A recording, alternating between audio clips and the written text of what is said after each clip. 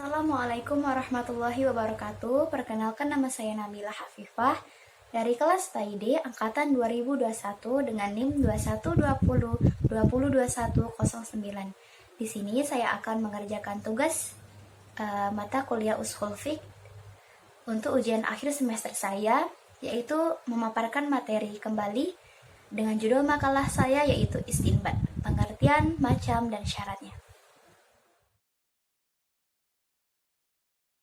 Baiklah, kita mulai dengan yang pertama, yaitu pengertian istinbat.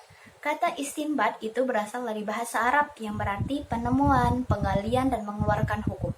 Istinbat juga disebut sebagai metode ijtihad atau juga metode ijtihad hukum yang merupakan cara yang ditempuh oleh seorang mujtahid dalam mengeluarkan hukum dari dalilnya, baik menggunakan kaidah bahasa maupun menggunakan kaidah-kaidah ushuliyah. Adapun pengertian istinbat ini menurut para ahli, yaitu yang pertama menurut Muhammad bin Ali Al-Fayuni, beliau mendefinisikan istinbat itu sebagai upaya penarikan hukum dari Al-Quran maupun As-Sunnah melalui jalan ijtihad. Sedangkan menurut Al-Syaukani, beliau mendefinisikan istinbat sebagai operasionalisasi ijtihad karena ijtihad ini dilakukan menggunakan kaidah-kaidah istinbat. Sedangkan menurut jumhur ulama fikih, istinbat ini ialah upaya penggalian hukum syara dari sumber-sumber yang asli melalui pengerahan seluruh kemampuan daya nalar.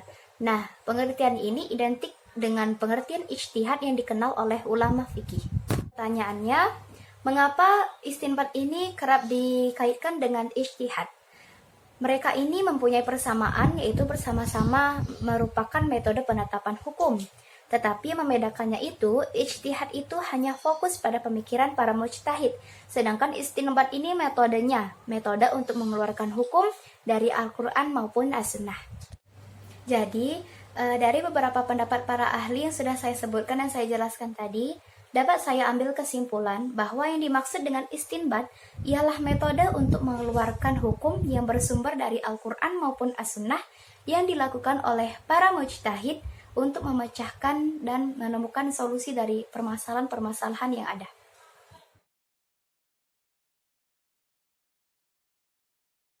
Baiklah, saya akan melanjutkan materi, yaitu yang kedua, syarat-syarat istinbat. Syarat-syarat istinbat adalah syarat yang harus dipenuhi oleh orang yang akan melakukan istinbat. Nah, di sini saya hanya membahas 5 syarat saja.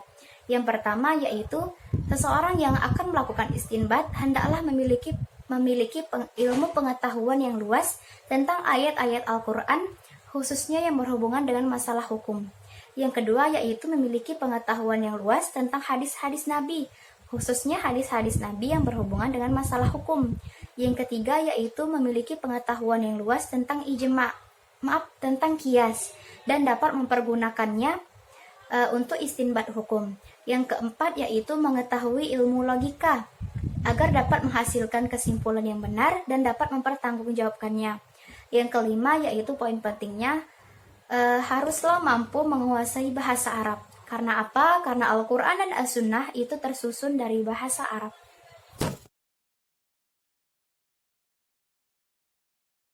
Baiklah, di sini saya akan melanjutkan materi, yaitu yang ketiga, macam-macam metode istinbat.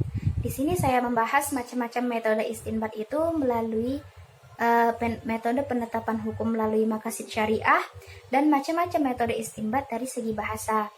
Kalau dari metode istinbat dari segi bahasa ini, saya mau membahas nahi, al-amar, tahyir, mutlak dan muqayyad, lafaz umum dan lafaz khas, mantuk dan mafhum.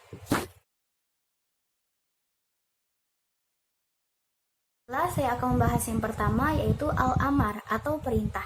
Nah, al-amar ini secara etimologi berarti perintah lawan kata larangan.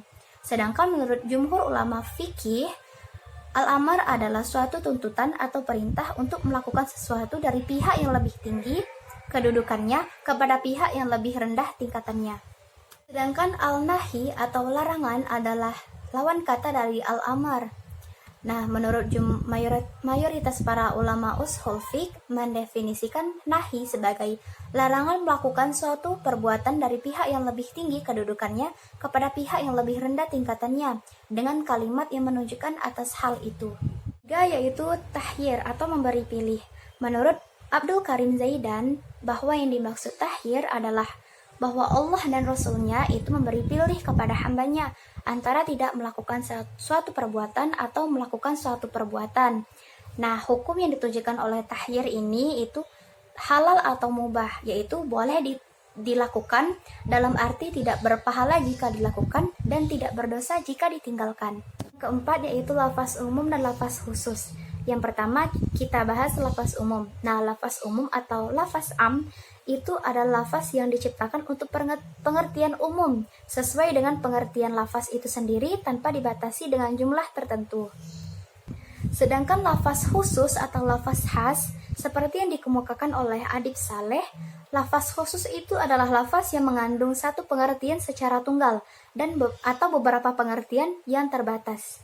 Yang kelima yaitu mutlak dan muqayyad. Adapun pengertian mutlak yaitu lafaz yang menunjukkan suatu makna secara keseluruhan yang tidak dibatasi oleh suatu sifat. Sedangkan muqayyad adalah lafaz yang menunjukkan makna keseluruhan tetapi dibatasi oleh suatu sifat. Keenam yaitu mantuk dan mafhum. Adapun pengertian mantuk yaitu mantuk berasal dari kata natakoh yang bermakna berucap. Mantuk adalah makna yang dikandung oleh kata yang terucapkan. Sedangkan mafhum secara bahasa ialah sesuatu yang dipahami dari teks dan menurut istilah adalah pengertian tersirat dari suatu lafaz. Baiklah, saya akan melanjutkan materi yaitu macam-macam istinbat melalui metode penetapan hukum melalui maqasid syariah. Adapun pengertian maqasid syariah ialah tujuan Allah dan Rasulnya dalam merumuskan hukum-hukum Islam. Nah, tujuan-tujuan itu dapat ditelusuri dalam ayat-ayat Al-Quran dan Sunnah Rasulullah sebagai alasan logis bagi rumusan suatu hukum yang berorientasi kepada kemaslahatan umat manusia. Kemaslahatan yang akan diwujudkan ini menurut Asy-Syatibi terbagi menjadi 3 tingkatan, yaitu kebutuhan daruriyat, kebutuhan hajiyah, dan kebutuhan tahsiniyat. Yang pertama yaitu kebutuhan daruriyat adalah tingkat kebutuhan yang harus ada atau disebut dengan kebutuhan primer. Bila kebutuhan ini tidak terpenuhi, akan terancam keselamatan umat manusia baik di dunia maupun di akhirat kelak.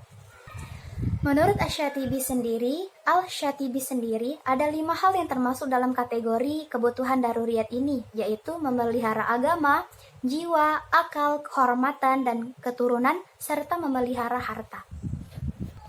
Yang kedua yaitu kebutuhan hajiyat. Kebutuhan hajiyat adalah kebutuhan-kebutuhan sekunder, di mana bila tidak terwujudkan, tidak sampai mengancam keselamatannya, tetapi akan mengalami kesulitan.